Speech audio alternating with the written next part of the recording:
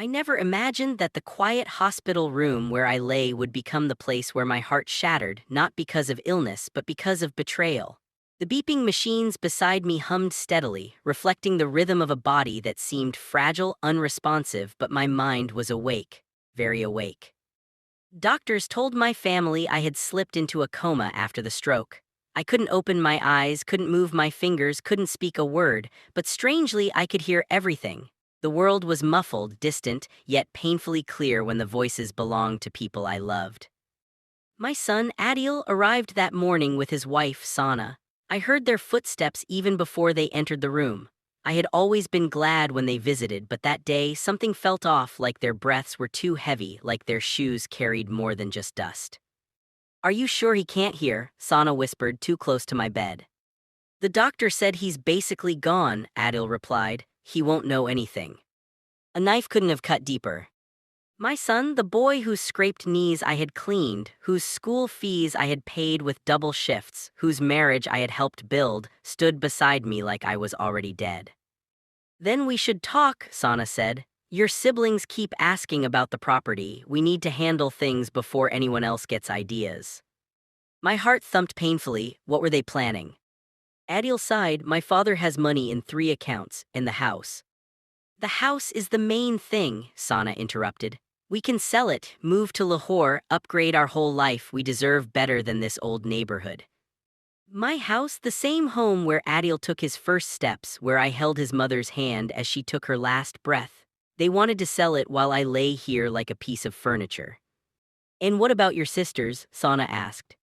"We'll tell them it's what Baba wanted," Adil replied. "They can't prove anything, and once he passes, everything is automatically in my name since I'm the only son." My body couldn't move, but inside something trembled. My own child waiting for me to die so he could take everything. Sana laughed softly, a sharp, greedy sound that echoed in the sterile room. "Then pray your father doesn't wake up." They left after a while, unaware that each word they spoke stitched a wound too deep for any surgery. Days passed, nurses talked, machines beeped, visitors came, but none cut as sharply as the conversation I had overheard. My daughters visited me too, gentle voices, soft hands, tearful prayers. They spoke of hope, they spoke of faith, they wanted me to come back. But Adil didn't bring hope, he brought plans. Twice more he came with Sana, whispering about paperwork, assets, signatures forged just in case. Each sentence made my chest heavier, my heart more determined. Maybe the stroke had silenced my body, but their greed woke my spirit. One night, when the room was dim and the world quieted down, I felt something change inside me. A spark, a twitch, a stubborn refusal to disappear. My fingers moved. Barely, but they moved. It took hours for me to gather strength, but the next morning, when the nurse walked in, I did the impossible. I opened my eyes. She gasped, rushed out, and within minutes the room filled with doctors and staff. Words like miracle and responsive floated around me. But the real miracle would come later.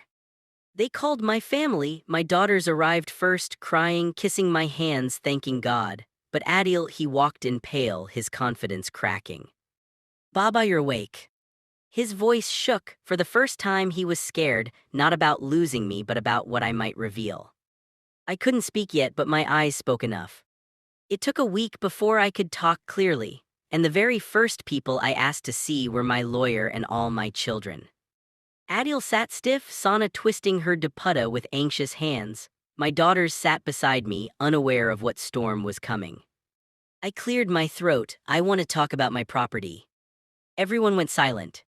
"I heard everything," I continued, looking directly at Adil. "Every word you said while I lay helpless in that bed." His face drained of color, Sana's lips parted in shock. "I heard how you planned to sell my home before my heart stopped beating, how you decided your sisters deserved nothing, how you spoke of me as if I was already buried." My daughters gasped, horrified. Sana tried to speak, but I raised my hand. "Save your explanations, I heard the truth." Tears gathered in Adil's eyes, not out of remorse but out of fear. "I always believed a parent should divide wealth equally," I said, "but greed is a disease." I turned to my lawyer. "I want to change my will." Right there in front of every child, I made my decision. My daughters, who prayed for me, cared for me, loved me, would receive the house and the savings. Adil would get a small portion, enough to live respectfully, but not enough to destroy himself with entitlement. My wealth is not a reward for blood, I said. It's a reward for loyalty. Adil sobbed, falling to his knees. Baba, I'm sorry, please, please forgive me. Forgiveness is one thing, forgetting is another. I forgive you, I said gently, but forgiveness does not erase consequences. When I was finally discharged and brought home, my daughters prepared my room lovingly. My son visited too, more humble than I had ever seen him. Perhaps one day we would rebuild trust slowly, cautiously. As I lay in my familiar bed, sunlight warming my face, I thought back to that cold hospital room, the place where I discovered the true hearts of my children. Some hearts shine in darkness. Others reveal their shadows. But in the end, waking up was my second chance, and a lesson for everyone who thought silence meant weakness.